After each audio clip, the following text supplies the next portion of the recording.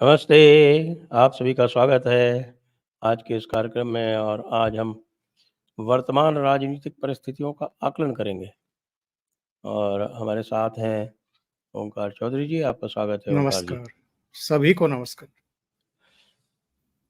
तो साहब अब तो आरएसएस वर्सेस बीजेपी काफ़ी और भी खुल के चलने लगा है, आज तो इंद्रेश कुमार भी आ गए सामने।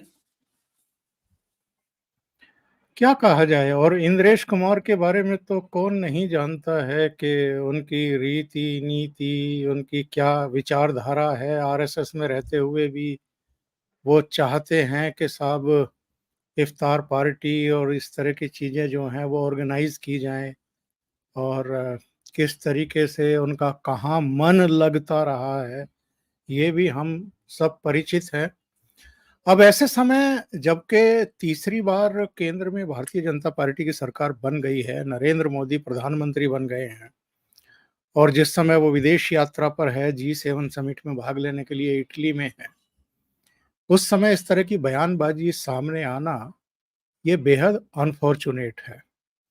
अब आप मीडिया में देख लीजिए, मीडिया में जो अलग-अलग चाट पकौड़ी बेचने वाले बैठते हैं शाम को 4 बजे से अपने-अपने खोमचे लगा कर के, वहाँ पर आज आरएसएस और भारतीय जनता पार्टी की टसलबाजी पर ही चर्चाएं हो रही हैं और जो मोदी विरोधी और भारतीय जनता पार्टी और आरएसएस को गालियां देने वाली तमाम पॉलिटिकल पार्टियां हैं, उनके प्रवक्ता बैठे हुए हैं और वो किस किस तरह की बातें कर रहे हैं। मुझे आश्चर्य इस बात का है संजय जी, ठीक है, घर में जब 4 बर्तन होते हैं तो थोड़ी बहुत जो है आवाजें आ जाती हैं, पर अगर कोई आपको समस्या है, परेशानी है, पीड़ा है, शिकायत है, शिकवा है, तो घर में बैठ कर के बात कर लीजिए।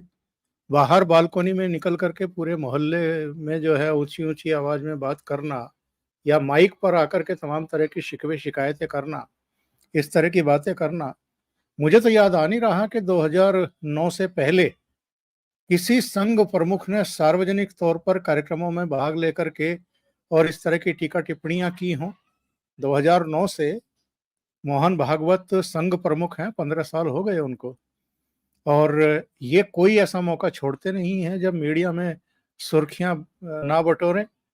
इनको या तो बीमारी है सुर्खियाँ बटोरने की और मीडिया में छाए रहने की, या कुछ और प्रॉब्लम है। भई ये तो एक बड़ा गौरव का विषय और गौरव का क्षण है जब आपके गर्भ से निकली हुई एक राजनीतिक पार्टी के प्रधानमंत्री निरंतरता में तीसरी बार देश की कमान संभाल रहे हो। अगर हम तकनीकी रूप से देखें तो 1962 के बाद ये पहला अवसर था।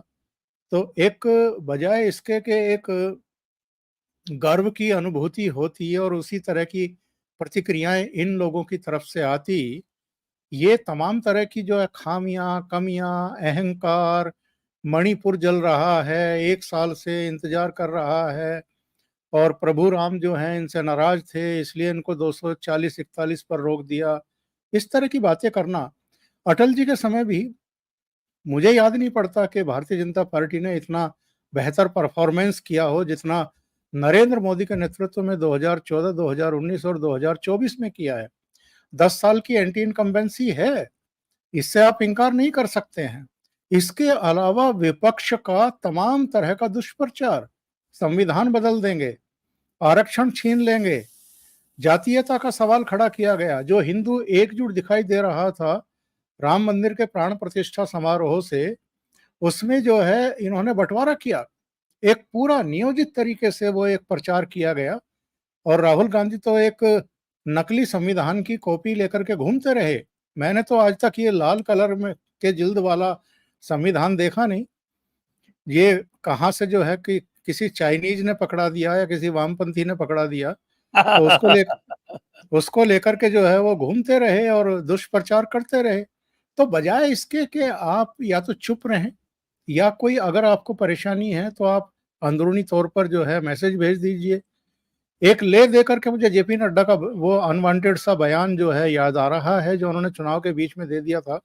इसके अलावा मुझे नहीं याद पड़ता कि अमित शाह ने या नरेंद्र मोदी ने या भारतीय जनता पार्टी की दूसरी लीडरशिप ने संघ की शान में कोई सार्वजनिक तौर पर गुस्ताखी की हो।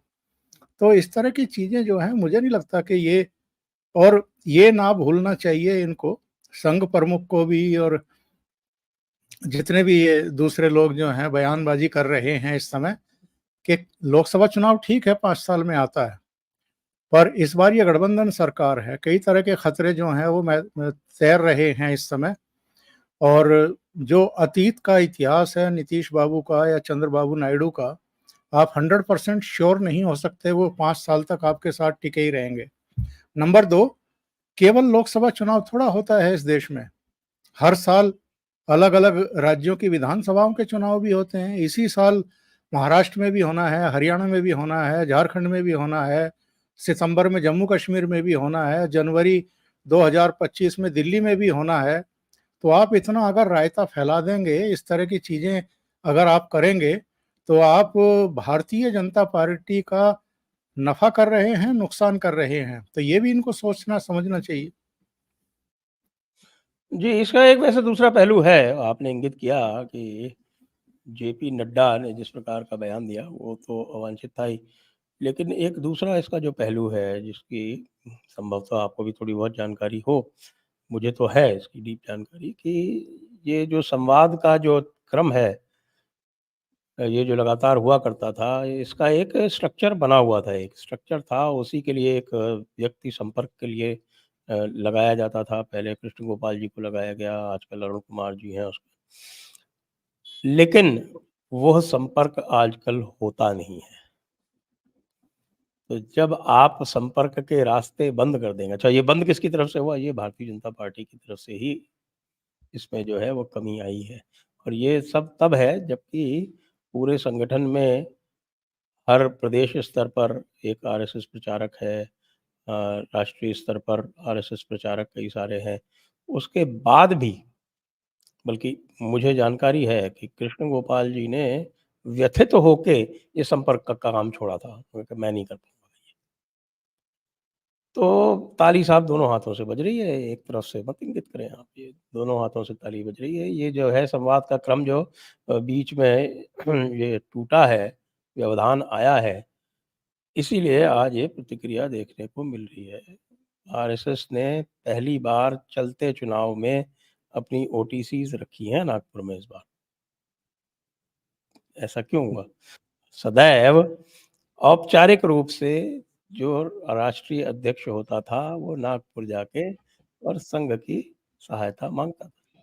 क्या इस बार ये हुआ? तो फिर जब आप संवाद के रास्ते बंद कर देंगे, तो फिर अगला अगर पब्लिक में बोले, तो उसपे तो आपत्ति आप नहीं कर सकते। एक बात ये है, दूसरी बात इंद्रेश कुमार तो वो तो क्या करें, वो तो बयानवीर हैं वैसे भी। उनको तो कोई सीरियसली नहीं लेता। हम भी नहीं लेते हैं, हम भी खूब उनकी आलोचना करते रहते हैं। जी।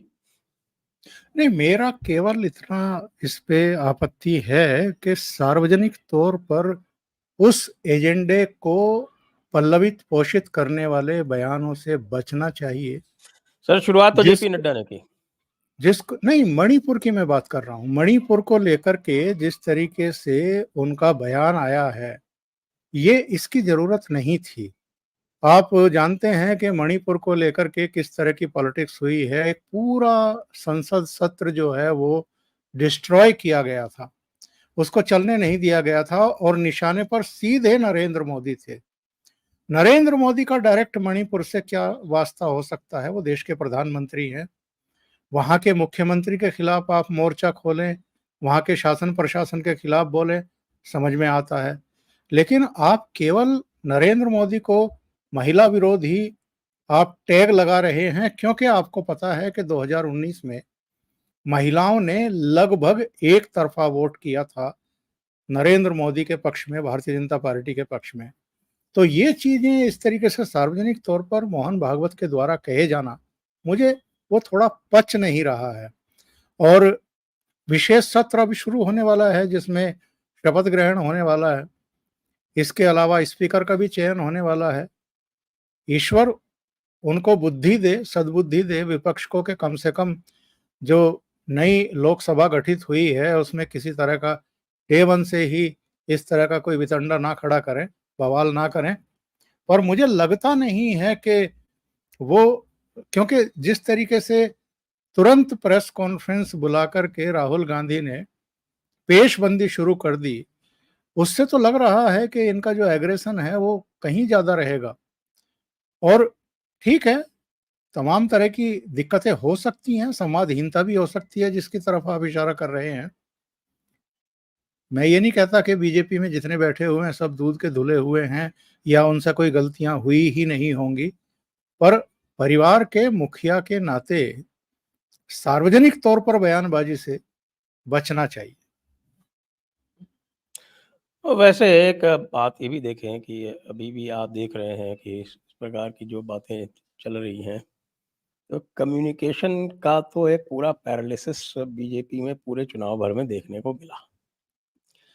जो इनकी आईटी सेल है या जो भी कम्युनिकेशंस के जितने भी हैं, उसमें लगातार आपने देखा कि सदैव ये रिएक्टिव मोड में ही थे, कभी भी ये नैरेटिव बना नहीं पाए। अभी भी देखिए, मैं उदाहरण दे रहा हूँ। कल से ये महाराष्ट्र वक्फ बोर्ड वाला मैटर चल रहा है और अभी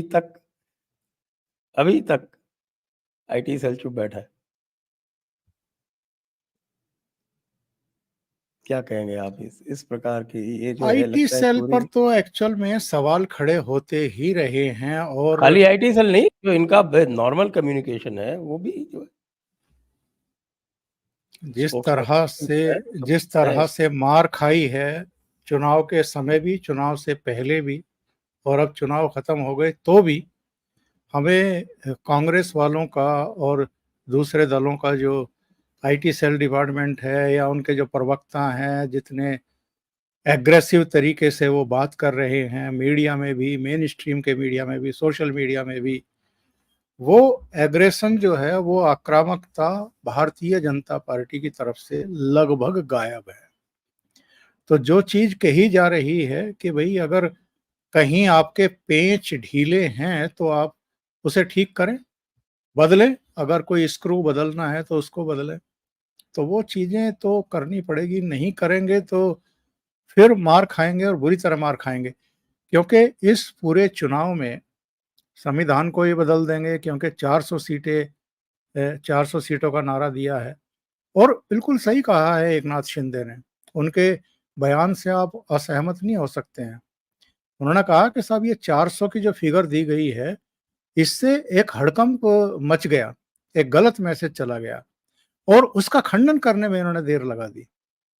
2 चरण के मतदान हो चुके, बल्कि तीसरे चरण का भी मतदान निपट रहा था, तब जाकर के इनको लगा कि ये तो नुकसान पहुंचाएगा, ये तो गलत दिशा में चला गया है मामला। उसके बाद जो है फिर इसको रोका गया 400 पार को, और सफाई दी गई, लेकिन तब तक देर हो चुकी थी। तो ये चीजें हैं। अब जब टॉप लेवल पर ही सारे फैसले होने हैं, और टॉप लेवल में भी कहीं दिक्कतें हैं जिसकी तरफ आपने इशारा किया है, नाम भी ना ले तो जब दिक्कतें हैं तो भाई फिर तो दिक्कतें ही दिक्कतें खड़ी होंगी आगे, फिर आपको बचाव के रास्ते नहीं मिलेंगे, और उसका रिप्लेसमेंट भी नहीं है जहां दिक्कतें हैं। ये भी तो संकट है ना इनके साथ, क्योंकि इनको लगता होगा कि सबसे ज्यादा विश्वसनीय वही हैं, सबसे बड़े यस मैन भी वही हैं, और जो जो नरेंद्र मोदी काम कराना चाहते हैं, डायरेक्ट उसमें इन्वॉल्व नहीं दिखना चाहते, उसके लिए भी वही कारगर हैं। तो इसलिए संकट बहुत बड़ा है। जी। और अब इसलिए भी बड़ा है संकट क्योंकि अब 4-5 चुनाव आने वाले हैं, जैसा आपने कहा, और बड़े चुनाव आने वाले हैं। महाराष्ट्र है, हरियाणा है और झारखंड है, फिर बिहार है और बीच में दिल्ली भी है, सिटी स्टेट। तो यदि इसी तरह से चलता रहा तो चलिए हम ज़रा डिस्कस कर लें। जहाँ बड़ा सेटबैक आया है, महाराष्ट्र और हरियाणा में, मैं मानता हूँ कि बड़ा सेटबैक है। पिछली बार से यदि तुलना करें तो महाराष्ट्र में तो हार ही गए हैं बुरी तरह से।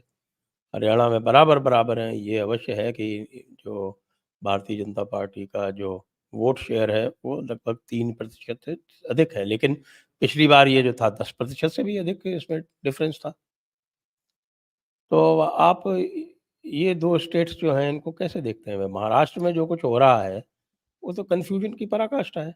आप ये देखें, महाराष्ट्र का जो ये वक्फ बोर्ड वाला जो उदाहरण है, ये लोगों को पता नहीं है कि बजट में प्रोविज़न हो जाने के उपरांत जब पैसे खर्च करने की बारी आती है, तो फाइनेंस डिपार्टमेंट को भेजता है फाइल और उसका ऑथराइज़ेशन लेता है, तब जाके वो बजट स्पेंडिंग का उसको हक बनता है, तब वो ट्रेज़री से पैसे ड्रॉ कर सकता है। और ये ऑथराइज़ेशन इन्होंने चुपके-चुपके पीछे से फाइनेंस से ले लिया। फाइनेंस में कौन बैठा है? अजीत पवार। मुझे तो ये लगता है जानबूझ के किया है उन्होंने कि जिस तरह से वो हरकतें कर रहे हैं चुनाव हारने के बाद, तो इस तरह से अगर इनको ये अभी निर्णय लेना पड़ेगा कि अजीत पवार को लेके चलना है कि नहीं लेके चलना है। नहीं, अजीत पवार को अगर छोड़ना होता तो उनकी पत्नी का नॉमिनेशन राज्यसभा के लिए दाखिल ना करवाया गया होता। इसका मतलब ये है कि ये उनको साथ लेकर के चलने का तो फैसला कर चुके हैं, लेकिन मेरा मानना ये है कि ये आत्मघाती फैसला है। आत्मघाती फैसला है क्योंकि अजित पवार जब भारतीय जनता पार्टी के साथ आए थे, उसी समय बहुत तीखे प्रतिक्रियाएँ जो हैं पूरे महाराष्ट्र से देखने को मिली थी। अजित पवार की छवि ऐसी नहीं है कि आप उनको गले लगाएँ या उनको उप मुख्यमंत्री बनाएँ या उनके साथ आगे की रणनीति बनाएँ। और जो महाराष्ट्र में नुकसान हुआ है, इसकी बड़ी वजह जो है वो अजित पवार को लेना भी है। ऐसा नहीं है, एक एक मैसेज जाना होता है पब्लिक में और वो मैसेज अगर गलत चला गया है तो फिर लोगों को निर्णय करने में ज़्यादा तकलीफ नहीं होती है, ज़्यादा परेशानी नहीं होती, ज़्यादा सोचना नहीं पड़ता है। वहाँ तक तो संजय जी फिर भी ठीक था कि भई उद्धव ठाकरे ने आपको डिच किया या महाराष्ट्र की जनता को डिच किया अक्टूबर-नवंबर 2019 में, क्योंकि लोकसभा चुनाव और राज्य विधानसभा चुनाव दोनों मिल कर के लड़े थे। जनादेश दोनों के लिए था, जनादेश ये था कि देवेंद्र फडणवीस के नेतृत्व में निरंतरता में सरकार बने। शरद पवार ने एक घात किया, एक रणनीति बनाई और कांग्रेस और शिवसेना के बीच में पुल का काम कर दिया। उद्धव ठाकरे की महत्वाकांक्षा थी और उनकी वो महत्वाकांक्षा पूरी हो गई, यानी भारतीय जनता पार्टी की सरकार नहीं बनी। तो उद्धव ठाकरे को सबक सिखाना तो ठीक है, रणनीतिक तौर पर, राजनीतिक तौर पर उसका मैसेज तो फिर भी ठीक था और वहां तक नुकसान भी नहीं था ज्यादा भारतीय जनता पार्टी को। लेकिन वहां तक सीमित ना रह करके फिर इस आशंका में कि भाई सुप्रीम कोर्ट में केस चल रहा है, चुनाव आयोग में केस चल रहा है, वहां से अगर कोई ऐसा फैसला आ गया कि सरकार गिर जाएगी, तो इसलिए अजित पवार अगर आना चाह रहा है तो उसको भी ले लो ताकि ऐसे संकट के समय सरकार न गिरने पाए। इस लालच में या इस रणनीति में आपने शरद पवार की पार्टी भी तोड़ ली। अब लोकसभा चुनाव से ये तो साबित हो गया कि शरद पवार को उतना नुकसान नहीं हुआ है जितना भारतीय जनता पार्टी अपना नुकसान कर बैठी। भाई शरद पवार की तो 4 सीटें थी 2019 में लोकसभा चुनाव में, अब वो जीत गई जो है, उसके 2 गुना सीट जीत गई, उससे भी ज्यादा सीटें जीत गई, तो उसको तो फायदा हो गया। इसी तरीके से थोड़ा-सा नुकसान उद्धव ठाकरे को है, लेकिन आप उद्धव ठाकरे को जो इर्रेलेवेंट करना चाहते थे, महाराष्ट्र की राजनीति में मातोश्री का जो पानी उतारना चाहते थे, वो तो नहीं कर पाए। तो वो दोनों अभी भी रिलेवेंट बने हुए हैं और जिस कांग्रेस पार्टी को केवल 2019 में चंद्रपुर वाली सीट मिली थी, वो तो सबसे बड़ी पार्टी बन करके उभरी इस बार महाराष्ट्र में। तो ये बहुत बड़ा खतरा है। और ये जो वक्फ बोर्ड को जो 10,000 करोड़ देने की बात है, इसने और 10 करोड़, 10 वो करोड़। जी 10 करोड़, तो वो उसने और जले नमक कटे पर नमक छिड़कने का काम कर दिया है। और सबसे बड़ी बात वही है जिसकी तरफ आप इशारा कर रहे थे कि ये जो इससे मैसेज जाते हैं, उसके लिए भाई समय रहते अगर आप डैमेज कंट्रोल कर लें मैदान में आकर के, तो फिर भी नुकसान कम होता है। तो मुझे दोनों ही राज्यों में, महाराष्ट्र में भी और हरियाणा में भी, दोनों में ही लग रहा है कि बहुत कठिन चुनौतियां आने वाली हैं विधानसभा चुनाव में भारतीय जनता पार्टी के सामने। और हरियाणा के बारे में तो मैं 100% श्योर हूं कि वहां भारतीय जनता पार्टी इस बार नहीं आ पाएगी, क्योंकि हरियाणा का ये इतिहास भी नहीं है कि 2 बार से ज्यादा तीसरी बार किसी की सरकार बनी हो। तो 10 साल की एंटी इनकम्बेंसी वैसे ही है, और लोकसभा चुनाव ने जो नतीजे दिए हैं उसके बाद तो बिल्कुल ये निश्चित हो गया कि हरियाणा तो भारतीय जनता पार्टी के हाथ से गया। महाराष्ट्र में कुछ संभावना देखते हैं आप? अभी समय बहुत कम बचा है संजय जी। समय इतना कम है कि आप डैमेज कंट्रोल कर नहीं सकते हैं। और अगर आप सुनेत्रा पवार को राज्यसभा में भेज रहे हैं तो इसका मतलब ये है कि अजित पवार आपके साथ ही रहेंगे। उधर राज ठाकरे जो हैं बड़ी चालाकी से बयान बदल रहे हैं, क्योंकि उनको लग रहा है कि इनके साथ रहने में कोई अब फायदा है नहीं।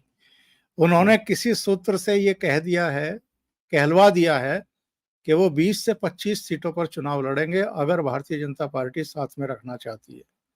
तो ये अपने आप में और ज्यादा डैमेज होगा, मतलब ज्यादा जूतों में दाल बटने की आशंका पैदा हो गई है।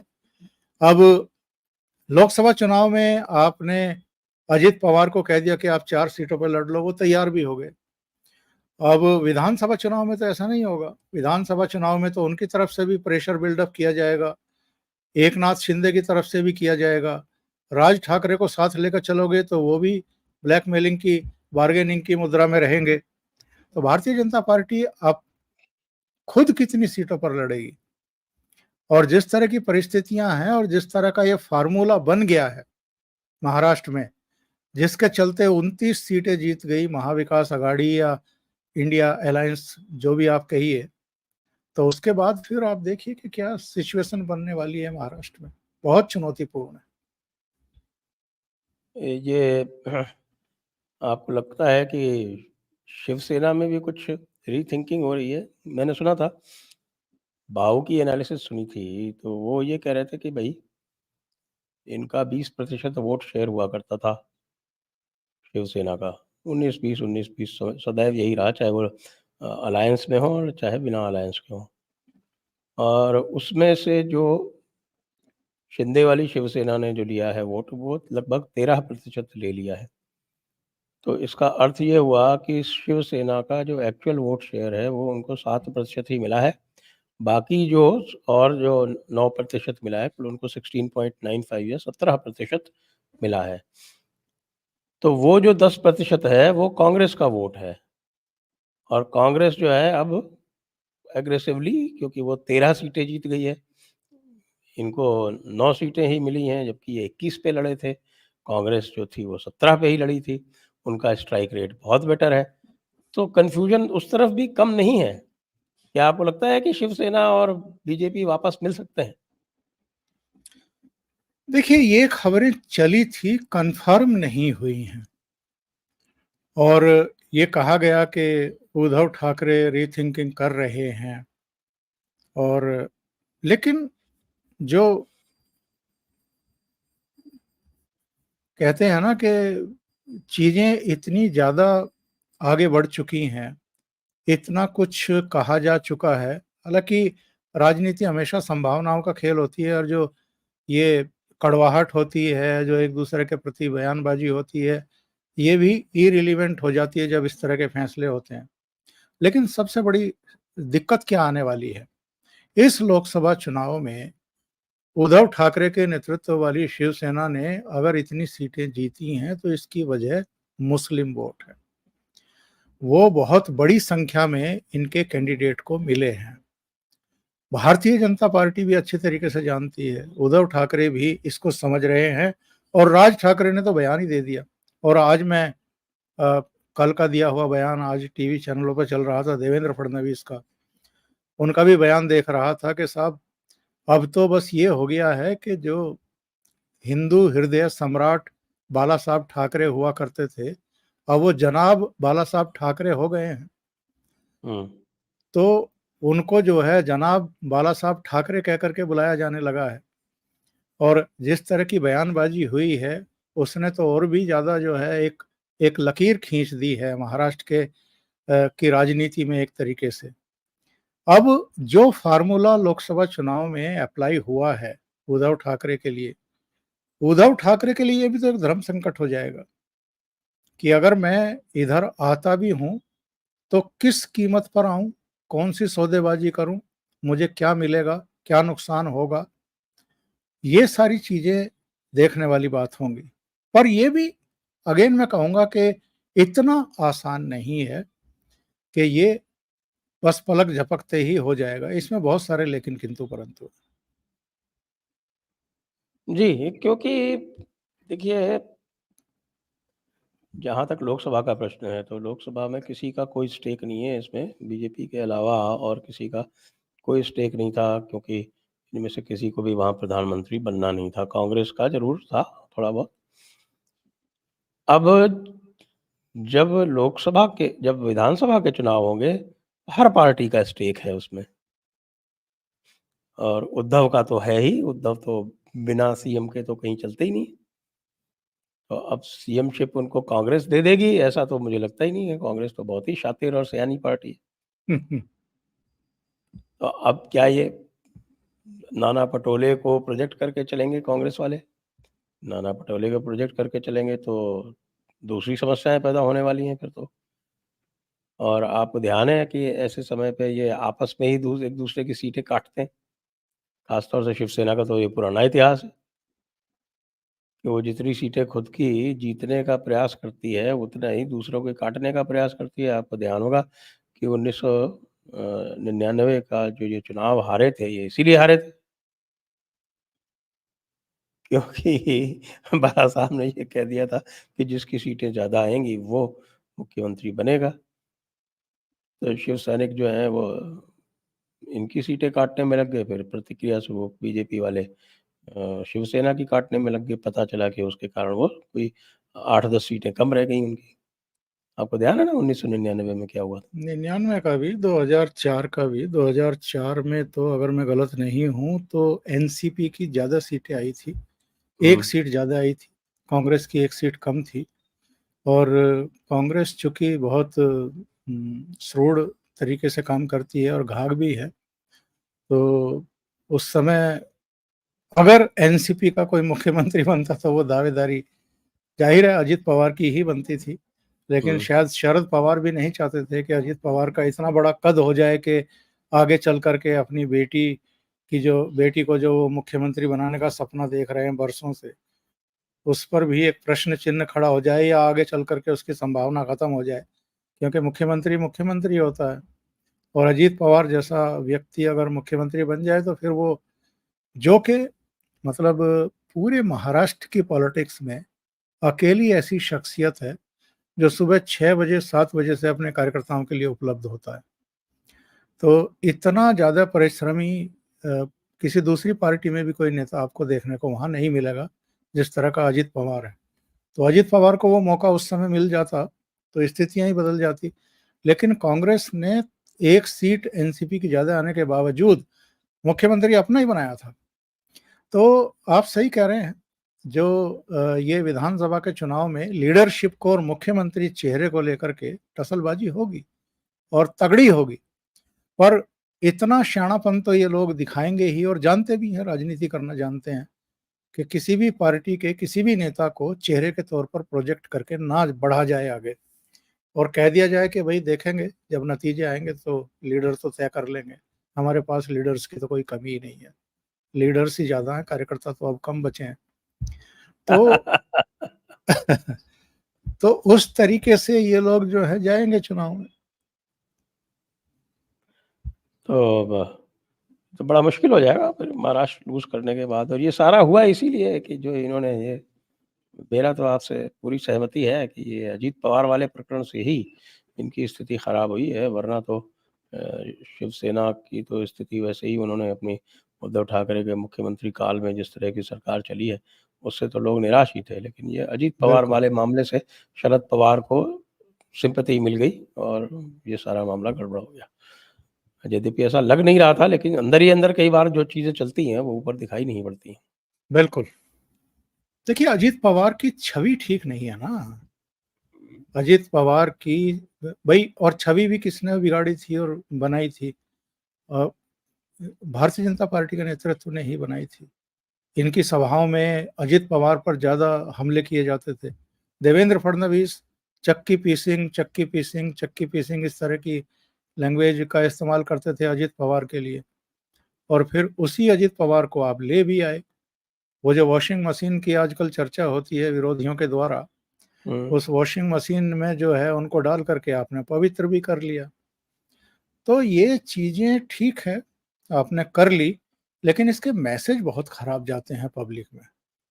तो उसी का नुकसान इस लोकसभा चुनाव में देखने को मिला है, और मुझे लगता है कि विधानसभा चुनाव में भी नुकसान उठाना पड़ेगा अजित पवार को अगर आप साथ लेकर के गए तो। जी। अब एक और चर्चा कर लेते हैं कि ये जो मंत्रिमंडल बना है और उसके बाद जो अपॉइंटमेंट्स हुए हैं, तो इससे क्या मैसेज मिलता है मोदी सरकार का? देखिए, एनएस से अजित डोभाल को जारी रखा गया है। तमाम तरह की खबरें आ रही थी, लेकिन मुझे लगता है कि प्रधानमंत्री का उन पर पूरा विश्वास है। इसी तरीके से जो उनके प्रधान सचिव हैं वो भी रहेंगे, मिश्रा जी रहेंगे, जारी रहेंगे। अब बात ये है कि जो मंत्रिमंडल का गठन हुआ है उसमें जो सीसीएस वाले जितने मंत्रालय हैं वो सब इंटैक्ट हैं बीजेपी के पास, और उसमें कोई फेरबदल भी नहीं है। गृह मंत्री वही, रक्षा मंत्री वही, विदेश मंत्री वही, वित्त मंत्री वही। जो बाकी के डिपार्टमेंट्स हैं उनको लेकर के कुछ-कुछ चीज़ें बीच में आ रही थी। जैसे एकनाथ शिंदे की तरफ से भी, उनके खेमे की तरफ से भी कहा गया कि भई हमारे तो 7 जीत करके आए हैं, हमारा तो कम से कम एक कैबिनेट मंत्री का दावा तो बनता है। पर जहाँ तक मैं समझ पा रहा हूँ, उनको नुकसान हुआ केवल अजित पवार की वजह से ही। अजित पवार का चूँकि एक ही सांसद चुन करके आया है, और उनको भी ऑफ़र कर दिया गया था, क्योंकि वो एनडीए के घटक दल हैं, कि भई दोनों पार्टियों को हम संतुलित कर देते हैं। राज्य मंत्री स्वतंत्र प्रभार के एक-एक पोर्टफोलियो दे देते हैं। तो उसको लेकर के रिएक्शंस थे, और रिएक्शन दोनों तरफ से आ गए। प्रफुल्ल पटेल ने कह दिया कि मैं तो कैबिनेट मंत्री रहा हूँ मनमोहन सिंह सरकार में, तो मैं इस सरकार में राज्य मंत्री स्वतंत्र प्रभार कैसे ले रह सकता हूँ। और उनका जो जाधव बनाया गया है उसको स्वतंत्र प्रभार दिया गया, लेकिन वो उससे संतुष्ट नहीं थे। उनका दावा अपनी जगह ठीक था। मुझे एकनाथ शिंदे के दावे में बिल्कुल कोई गलती नहीं लगती है। जिनके साथ जीत करके आए हैं उनका कैबिनेट मंत्री बनता है। आप 5 वाले को कैबिनेट मंत्री बना रहे हो, चिराग पासवान को, जीतन मांझी को एक ही वो अकेले जीत करके आए हैं उनको कैबिनेट मंत्री बना रहे हो, तो एकनाथ शिंदे को भी आपको कैबिनेट मंत्री देना चाहिए था। बाकी तो अब परफॉर्मेंस के ऊपर डिपेंड करेगा, कैसा परफॉर्मेंस देते हैं सहयोगी दल। 2014-2019 में कहने को तो एनडीए की सरकार ही बनी थी, लेकिन पूरी धमक जो है और पूरी पकड़ और पूरे जो फैसलों पर मोहर थी वो तो भारतीय जनता पार्टी की ही थी। उसमें एनडीए के घटक दलों को उतना महत्व नहीं दिया गया था संजय जी। और मुझे याद भी नहीं पड़ता कि 2014 और 2019 के बीच में, या 2019 और 2024 के बीच में कभी नरेंद्र मोदी ने एनडीए के घटक दलों की कोई बैठक बुलाई हो। कभी बैठक नहीं हुई। तो इस बार मजबूरी है कि आपको पूर्ण बहुमत नहीं मिला है, तो इस बार एनडीए वालों को गले लगा करके चलना पड़ रहा है, लपेट करके चलना पड़ रहा है। वो हमने आंध्र प्रदेश में भी देखा शपथ ग्रहण में, और और यहाँ लोग भी ये देख पूछ रहे हैं कि क्या नरेंद्र मोदी जी अपने भी किसी नेता को इस तरह से गले लगाते हैं? पीठ थपथपाई थी बस योगी जी की। योगी जी वाला मामला तो और ही तूल पकड़ता जा रहा है। तो आइए दर्शकों के प्रश्न ले लेते हैं। दर्शकों के जो प्रश्न आए हैं उनको ले लेते हैं। शशांक जी पूछ रहे हैं, लूजिंग होप्स, मोदी डूइंग चुस्लिम अपीजमेंट, शाह फेल। अब साहब संजय जी आप ही दीजिए जवाब।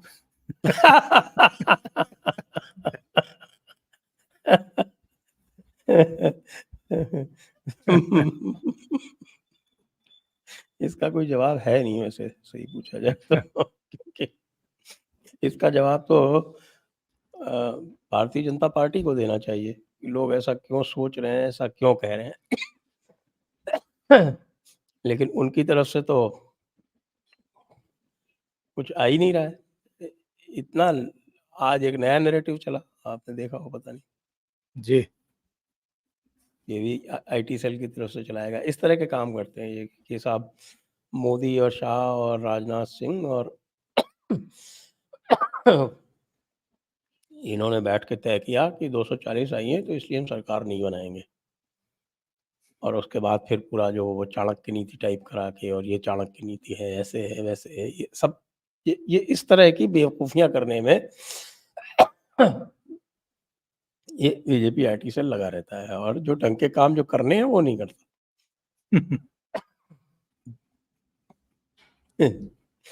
नेक्स्ट, अमेय नाम Joshi invite Sushil Kulkarni. His election analysis on Maharashtra is perfect. Situation hasn't gone out of hands. BJP needs to drop Ajit before elections. जी, वही बात हम कह रहे हैं कि अजित पवार के साथ अगर बीजेपी गई तो नुकसान होगा, फायदा नहीं होगा। Next, Mahesh Chandra Bisht, RSS BJP के हिंदू विरोधी कांग्रेसीकरण से चिंतित है। हाँ वो तो ठीक है, लेकिन इस्लाम से प्रेम तो आरएसएस भी दिखाती रही है। नेक्स्ट, संघ प्रमुख तो वही मदरसे भी गए थे, मस्जिद में भी गए थे, तमाम तरह की। और मस्जिद मदरसे में जाएं उससे कोई आपत्ति नहीं है, लेकिन उन्होंने तो ये भी कहा था ना कि इस्लाम के बिना हिंदुत्व अधूरा है। हाँ, ये भी कई बयान आए बीच में, कई ऐसे बयान आए। नेक्स्ट, प्रज्ञान के saw a TOI editorial which said the upper class Muslims voted in a higher percentage than Pasmanda for BJP. Fault line, mission fail. वो तो फेल होना ही था। आफ्टर ऑल ये जो पसमानदा वाला जो मूवमेंट पकड़ा किसने था सबसे पहले? जयपुर डायलॉग्स ने। उसके बाद इनको लगा होगा कि भाई ऐसा है, लेकिन हमने किस लिए पकड़ा था, इन्होंने किस लिए पकड़ा? इन्होंने पसमानदा को अप्रोच किया किसके थ्रू? अशराफ के थ्रू। हम तो अशराफ को जगा रहे थे, पसमानदा को जगा रहे थे अशराफ के विरुद्ध, इनसे लड़ो अपना हक लेने के लिए। आपने उल्टा कर दिया उसको, अशराफ को लेके पसमानदा की आउटरीच कर दी, इसलिए हमें भी बंद करना पड़ा। Next, Mahua Niyogi, what about president's rule in West Bengal? Is it at per constitution now? If yes, please explain. देखिए, जहाँ चाह वहाँ राह। करना चाहें 10 तरीके हैं उसको करने के, और नहीं करना चाहे तो 50 बहाने हैं। मैं तो कितनी बार बता चुका हूँ कि भाई आर्टिकल 256 का इस्तेमाल करो, 356 का नहीं करने को कह रहा हूँ, 256 का करो। लेकिन वो भी नहीं होता। 256 में केवल आपको कॉन्स्टिट्यूशनली बाइंडिंग डायरेक्शंस देने, वो भी नहीं होता। क्या कर सकते हैं? धर्मराजू Sanatan, BJP masterstroke to lose Maharashtra state and prove that democracy is alive. Get anti-incumbency from Congress government for 5 years and win 2029 Lok Sabha and state. ये लीजिए साहब।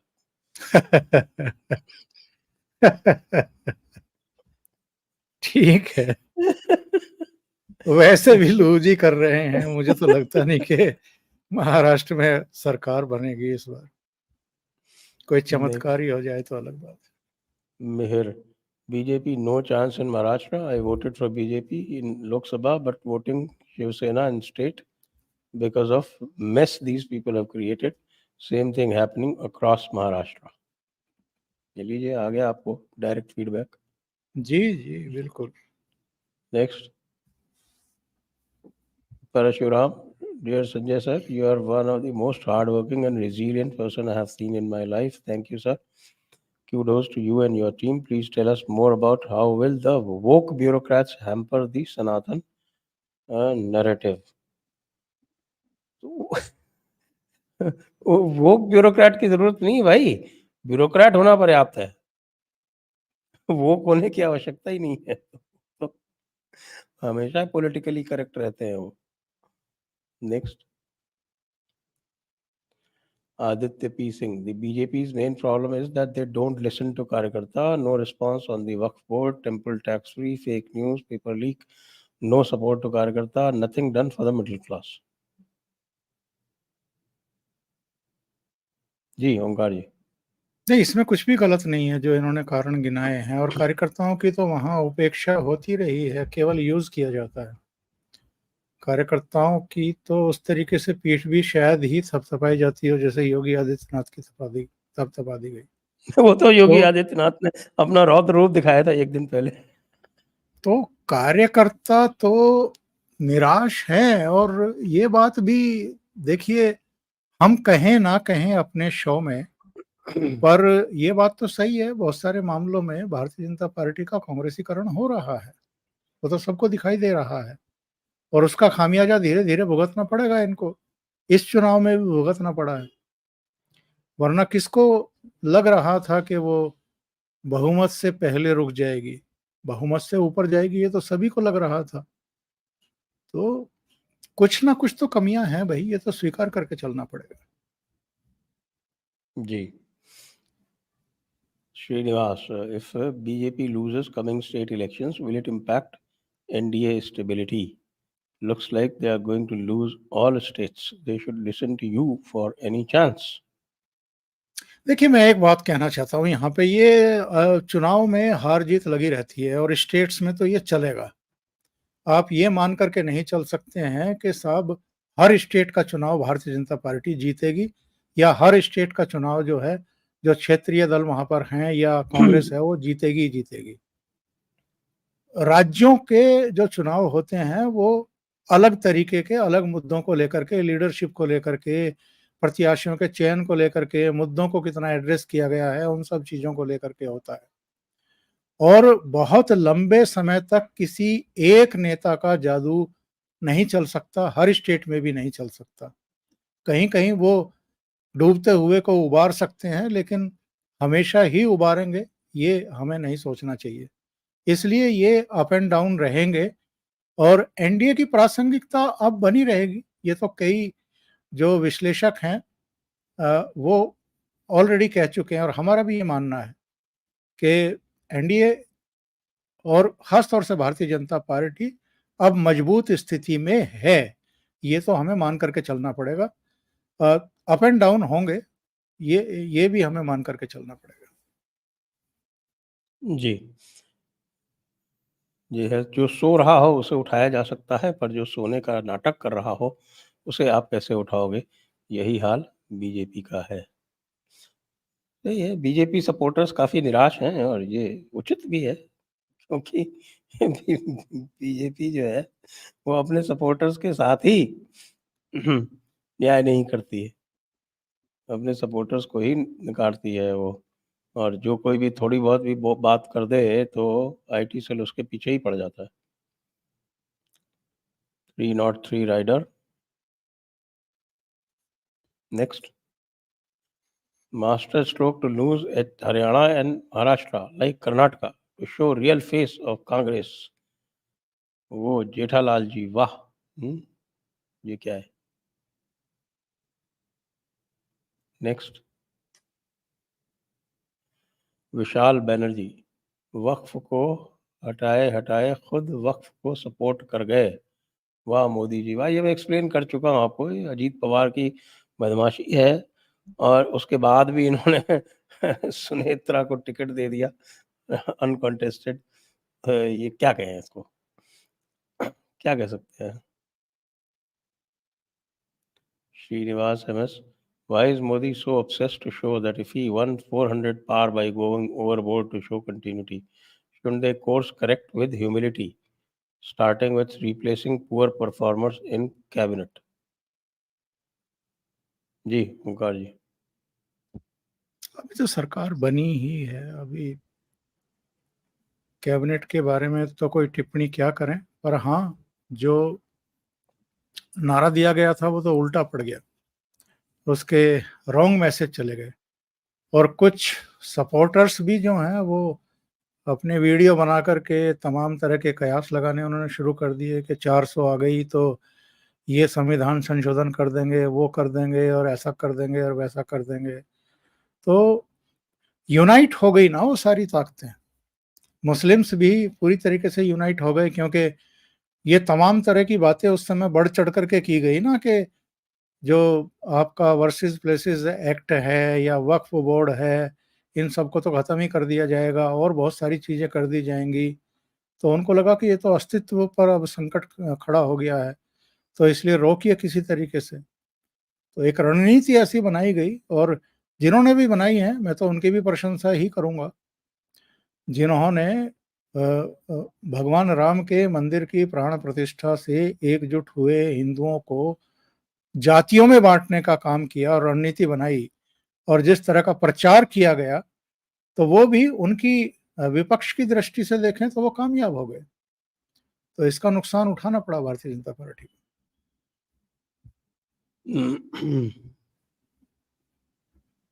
303 rider, Modi ji is not Hitler, he is Jethalal. बताइए, मोदी जी जेठालाल का। Next, Rajat Ahuja, RSS जो British के time में नहीं लड़ाई की, अब क्या लड़ाई करेंगे, now fed up with them.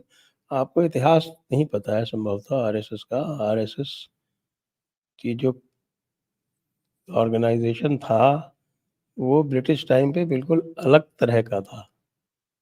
स्वयं सेवक जो भी होता था वो पार्ट टाइम ही होता था, कोई फुल टाइम नहीं होते थे। वो अलग अलग संगठनों के भी, बहुत सारे कांग्रेस के लोग भी आरएसएस के थे, आरएसएस वाले जो थे वो कांग्रेस में थे। इसलिए पहले थोड़ा सा इसको अध्ययन करें कि ब्रिटिश टाइम में लड़ाई नहीं लड़ी, ये जो बात कही जाती है, it is not proper. That organisation was not meant for that. और बाकी वो सपोर्ट करते थे, सबको वो करते थे। लोग उनके हिंदू महासभा में भी थे, लोग उनके कांग्रेस में भी थे। कम्युनिस्ट पार्टीज में तो शायद नहीं था कोई, लेकिन बाकी पार्टियों में थे। ये वक्फ वाला भी बीजेपी के बिना सहमति के नहीं हुआ है। वैसे मैंने आज एक वीडियो बनाया है, वो प्रोसेस प्रोसीजर बताया है कि गवर्नमेंट में किस तरह से बजट ऑथराइजेशन होता है। लोगों को चूँकि गवर्नमेंट का एक्सपीरियंस नहीं है, इसलिए मैं गवर्नमेंट में रहा हुआ 35-36 साल, मैंने बताया कैसे होता है। उसको देख लें आप, तो हो सकता है आपको कुछ समझ में आ जाए। वो पूरा का पूरा डिपार्टमेंट और फाइनेंस डिपार्टमेंट के बीच का ही काम होता है, कोई तीसरा उसमें होता नहीं है नॉर्मली। लेकिन अजीत पवार को ये बताना चाहिए था। बीजेपी कांग्रेस से ज़्यादा ही रही है इनके लिए, इस बार मैं हरियाणा में हुड्डा के साथ जाऊंगा। तो ठीक है साहब, बिल्कुल जाइए, हर एक को हक है अपनी चॉइस बिल्कुल। करने का। पैट अमेरिकन, बीजेपी अब चरण वंदना और चापलूसी करने वालों की पार्टी है। केस इन पॉइंट, बस्ती के सांसद हरीश द्विवेदी ने समर्थकों का कोई काम नहीं किया। बस्ती के बीजेपी कार्यकर्ता जगदम्बिका पाल को अपना नेता मानते थे, दिलेर लोग अब नहीं हैं। हरीश अवस्थी के बारे में तो आपकी बात से मैं सहमत हूँ। और हरीश अवस्थी क्यों, हरीश अवस्थी हैं, लल्लू सिंह हैं, और ऐसे पता नहीं कितने हैं। प्रवीण निषाद जो थे उनकी भी यही हालत थी, इसीलिए वो सीटें गई हैं। और योगी जी ने सबके लिए मना किया था कि इनको हटा दो, नहीं हटाया। Next, Vignesh Prabhu. So in last 10 years, despite having brute majority, what stopped BJP from taking action on Waqf Act, hard on anti-India elements, etc.? Now if we comment, we are idiots. No, we are not idiots, Vignesh ji. We have been commenting on this for last 5 years more. I personally even filed a petition against the Waqf board. And we, at least in Jaipur Dialogues, we have criticized BJP heavily for not filing the reply. All we wanted was कि आप reply file कर दो petition की, वो भी नहीं की इन्होंने। All are part of master strokes. Sorry sir, no, not us. We criticize them. at Bengal atrocities. We criticized them on not doing away with Waqf Act and Places of Worship Act. We criticized them at the time of Agniveer. All these points we have done. तो इसलिए हमें तो आप दोषी नहीं ठहरा सकते, बल्कि ये लोग इस समय जो हैं वो जो काफ़ी लोग हमसे रुष्ट हो रहे हैं, वे उस समय हमसे कहते थे कि भाई आप जो हैं ऐसा क्यों कर रहे हैं? स्वस्थ आलोचना का अधिकार होना चाहिए और स्वस्थ आलोचना को स्वस्थ तरीके से पार्टियों को लेना चाहिए। Next, Sridhar Rampalli, why can't BJP abrogate endowment act and free temple to show they are with Hindus?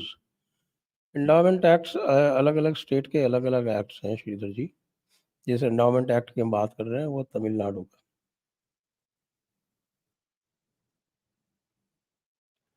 Next, Rajat Ahuja, Sanjay sir, Sitaram Goyal ने जो आरएसएस के बारे में जो लिखा था आपने पढ़ा है?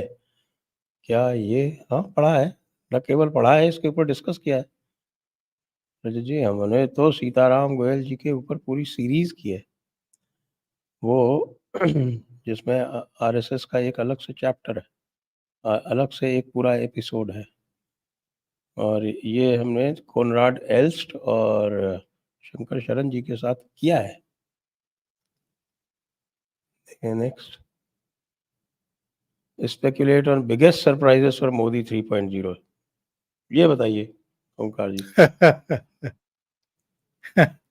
क्या सरप्राइजेस आएंगे? नहीं कह सकते, कोई अंदाजा नहीं लगा सकते। नेक्स्ट, सौरभ जोशी, नीट का मामला बेकार हैंडल कर रहे हैं, ये बैकफायर करेगा बीजेपी को, बहुत पुअर कम्युनिकेशन है गवर्नमेंट का। इसमें तो हम सब सहमत हैं आपसे, कम्युनिकेशन तो है ही नहीं, नॉन एग्जिस्टेंट है। Defense analysis, my intuition was correct in Lok Sabha. Today my intuition says BJP will be back again. BJP is not fool's party. Tomorrow Yogi ji is also meeting Mohan Bhagwat. चलिए देखते हैं उससे क्या आता है। शुभम पाठक,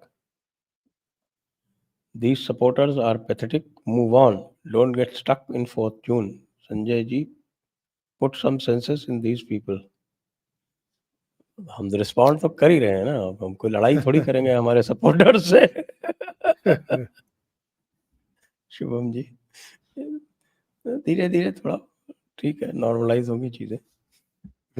जैसा कि ओंकार जी कह रहे थे कि भाई ये अप एंड डाउन तो लगा ही रहता है, राजनीति है इसमें। नेक्स्ट, क्रिश सर, ऐसा फील होता है ये देश भी मुस्लिम कंट्री बन जाएगा आने वाले फ्यूचर में। हिंदू में एकता नहीं है और कोई पार्टी भी खुलकर सपोर्ट नहीं करती है। ओंकार जी बताएं। नहीं, ये प्रॉब्लम तो है और मुझे लगता है कि रहेगी। अच्छा, अगर हम दशक 2 दशक पीछे जाएं, तो ऐसा नहीं है कि जो सिचुएशन तब थी वही आज है। बदलाव तो है, जागरूकता तो है, और इधर तो संजय जी से लेकर के कई अब लोग आ गए हैं जो बहुत सारे इश्यूज पर लगातार चर्चाएं कर रहे हैं और लोगों को जागरूक करने की कोशिश जारी है। तो मैं तो होपफुल रहता हूं साहब, बदलाव और होंगे, एकजुटता और आएगी, समय लग सकता है थोड़ा बहुत। जी जी, next, what are your plans, Sanjay sir and fellow nationalists of yours, to get closer to government and voice your opinions at higher levels? मैं तो आपको ये बता सकता हूँ चिरायु जी कि समय समय पर जब भी बात हुई है, कुछ लोगों ने जाके एक्सट्रीम पे चले गए, उन्होंने अलग पार्टी बना ली। हालांकि जब बात कर रहे थे तब भी मैंने उनसे कहा था कि भाई ये काम मत करो, पार्टी बनाने में दशकों लग जाते हैं, ऐसे जल्दीबाजी मत कीजिए, प्रेशर ग्रुप बनाइए। तो प्रेशर ग्रुप बना के आप आसानी से थोड़ा अपना काम, अपनी बात पहुंचा सकते हैं ऊपर और रिस्पांस ले सकते हैं। ये सही समय है, क्योंकि इस समय सुनना पड़ेगा सरकार को। कम से कम जब तक अगले round, next round of success नहीं आरंभ होता, तब तक ये विंडो है हमारे पास लगभग साल भर की, जिसमें हम बहुत सारे काम करवाने के लिए प्रेशराइज़ कर सकते हैं। तो हमको मिल के करना चाहिए और इसके लिए स्ट्रैटेजी बनानी चाहिए। नेक्स्ट।